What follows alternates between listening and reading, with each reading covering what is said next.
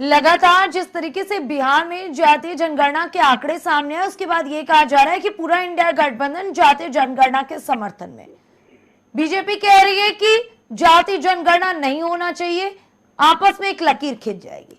अभी शिशिर जी ने कहा कि पूरी तरीके से ये एक गलत प्रक्रिया है।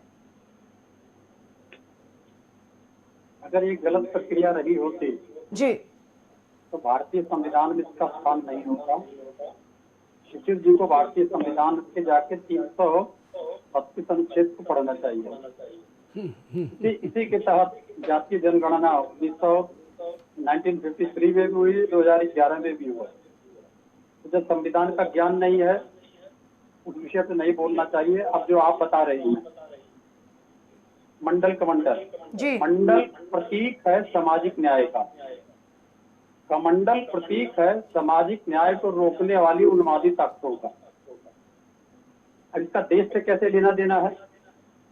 कोई देश तभी शक्तिशाली होगा जब सामाजिक न्याय होगा। मतलब कि समाज के सारे वर्गों को प्रतिनिधित्व मिलेगा। आर्थिक, सामाजिक, शैक्षणिक और स्वास्थ्य के क्षेत्रों में सहभागिता होगी, तभी होगा। ऐसा नहीं होगा। क्या हुआ है, मैं 3 उदाहरण देना चाहता हूँ जी। सबसे शक्तिशाली राष्ट्र था सोवियत रूस, विघटित हो गया 18 भागों में। मध्य एशिया के देश धार्मिक रूप से बड़े सशक्त थे, विघटित हो गए। कोरिया जैसा राष्ट्रवादी राष्ट्र विघटित हो गया, केवल और केवल आर्थिक असमानता और सामाजिक असमानता के नाते। 10 साल में इन लोगों ने क्या किया है जिसको ढकना चाहते हैं। एक विश्व असमानता रिपोर्ट है, उसको सुन लीजिए, जनता को भी फायदा होगा। उस रिपोर्ट में कहा गया है कि भारत दुनिया के सर्वाधिक विषमतापूर्ण देशों में से एक है। दूसरा कहा गया है जो बहुत ही गंभीर विषय है, इसमें हम भी आते हैं, श्रीवास्तव जी भी आते हैं, शिशिर जी भी आते हैं। 10% आबादी राष्ट्रीय आय के पास में राष्ट्रीय आय का 57% हिस्सा है। हम लोग इससे बाहर है 10% से। फिर आगे बताते हैं इन 10% लोगों में, इन 10% लोगों के पास 57% आय है, उनमें से 1% अभिजात वर्ग के पास में 22% आय का हिस्सा है। हम लोग तो कहीं भी ठहरते हैं।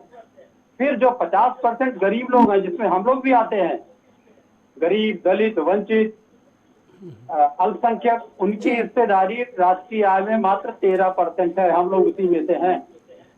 तो जब आर्थिक समानता की बात करेंगे तो हम लोग का भी उत्थान होगा, जो हम लोग डिबेट में तीनों लोग बैठे हुए हैं। और एक जो गंभीर, सबसे गंभीर पहलू, महिला श्रीमती,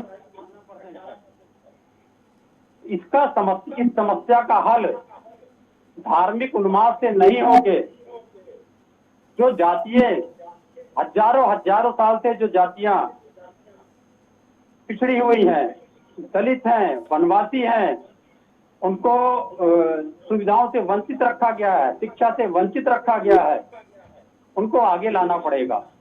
आगे लाने का हमेशा तरीका आरक्षण ही होता है। जैसे हम अपने घर में सबसे कमजोर बच्चे को आरक्षण देते हैं, बाकी मजबूत बच्चों को किनारे कर देते हैं। तो आरक्षण देना पड़ेगा। इन लोगों ने क्या किया, आरक्षण को सीधे तरीके से नहीं खत्म करके सारी सरकारी नौकरियां, क्योंकि आरक्षण अभी तक सरकारी नौकरियों तक ही ज्यादा सीमित है, सबको कंपनियों को दे दिया, आउटसोर्सिंग पे दे दिया, संविदा पे दे दिया जी। ये आर्थिक असमानता जो बढ़ाना चाहते हैं, जिसका रिकॉर्ड वित्त असमानता रिपोर्ट में आई है, ये इन्हीं की देन है। और अभी भी ये चाहते हैं कि ये असमानता बढ़े, कि 2% लोगों के पास में, जैसे 1% लोगों के पास में 22% आय है, यदि ये चाहते हैं 5, 7, 10 व्यापारी आ जाएं, उन्हीं के पास सारी आय हो जाए। ऐसा करेंगे तो निश्चित से ऐसे मांग उठेगी नहीं। अगर ऐसा करेंगे और इस चीज को बढ़ावा देंगे तो वही हाल होगा जो सोवियत संघ का हुआ, जो मध्य एशिया का हुआ, जो कोरिया का हुआ। ठीक है रविंद्र जी, अभी आप कह रहे थे कि आर्थिक आधार पे भी होता है तो क्या कुछ होगा। हालांकि शिशिर जी शुरुआत में ही कहते हैं कि जनगणना होनी चाहिए, आर्थिक आधार पे होनी चाहिए। विवेक जी ने कहा कि हम चाहते हैं कि जनगणना आर्थिक आधार पे हो, गरीबों को उनका हक दिया जाए।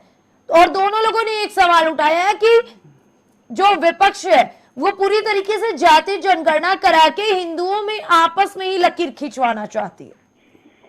मैं कुछ जवाब दे दूं इनको? एक मिनट बस जवाब ले लेते रविंद्र जी से, उसके बाद जी रविंद्र सवाल जी। ये है कि ये जो 50% लोग की हिस्सेदारी की ओर 13% पे है, इनका उद्धार क्यों नहीं कर दिया? ये जो हिंदुओं का उन्माद फैलाते हैं, इनका उद्धार क्यों नहीं कर दिया इन लोगों ने? क्यों हमारी जो दलित जातियां हैं आज तक पढ़ने नहीं जा पाती हैं, खाने के लिए नहीं है उनके पास में, क्यों नहीं उद्धार कर दिया इन लोगों ने? क्या दलित जब जितने भी हिंदुओं के बड़े पर्व होते हैं, चाहे कुंभ हो, महाकुंभ हो, अर्धकुंभ हो, पंचकोसी परिक्रमा हो, ज्यादातर उसमें हिंदुओं के पिछड़ा, दलित, वंचित, अल्पसंख्यक, शोषित जातियां ही जाती हैं।